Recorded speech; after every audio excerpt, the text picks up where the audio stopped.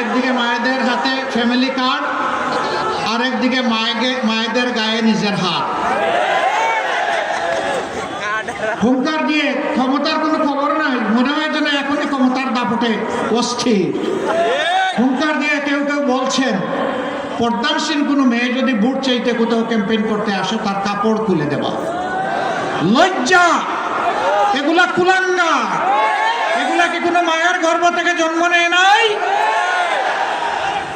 যদি জন্ম নিয়ে থাকে তাহলে কেমনে বলে একজন মায়ের গা থেকে টান দিয়ে কাপড় খুলে দিবা?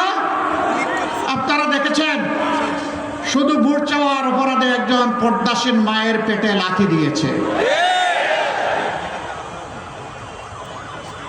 মায়ের মর্যাদা কখন শিখবা? পরিবার কোনো ভদ্রতা শিখায় নাই? সবাই তো একজন মায়ের পেট থেকে দুনিয়া এসেছি।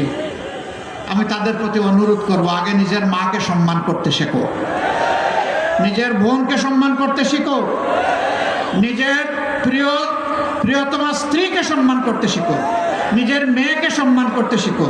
তাহলে বাংলাদেশের 9 কোটি মাকে তোমরা সম্মান করতে পারবা। মনে রাখবা, জুলাইয়ের আন্দোলন এমনি এমনি সফল হয় নাই। 15 জুলাই যখন ঢাকা বিশ্ববিদ্যালয়ে আমাদের কলিজার টুকরা মেয়েদের গায়ে হাত দেওয়া হয়েছিল, সেদিনই বাংলাদেশ জ্বলে উঠেছিল।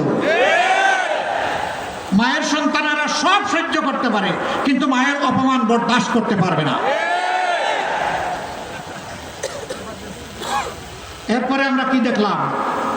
চূড়ান্ত মুহূর্তে 4 তারিখ অনেক মা সরাসরি রাস্তায় নেমে এসেছেন, পানি আর খাবার দেওয়ার জন্য নয়, সরাসরি প্রতিবাদ এবং লড়াই করার জন্য।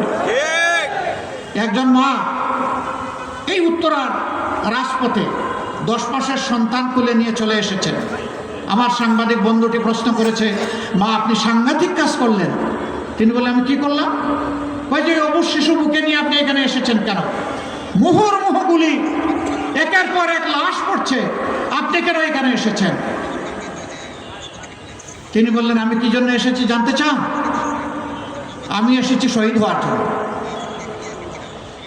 সন্তান আমার একটা নয়। আজকে বাংলাদেশের প্রত্যেকটি রাজপথে যতটা তরুণ তরুণী নেমেছে সবগুলো আমার সন্তান। আমি তাদেরকে সাহস জোগাতে এসেছি। আমি জোগাতে এসেছি যে মারা কাপুরুষ নয়, তারা ভয় পায় না। তোমরা লড়ে যাও, অন্যায়ের সামনে মাথা নত করবে না। তোমরা নিজে মাথা উঁচু করে প্রয়োজনে শহীদ হও, আর এই জাতির মাথা উঁচু করে দাও।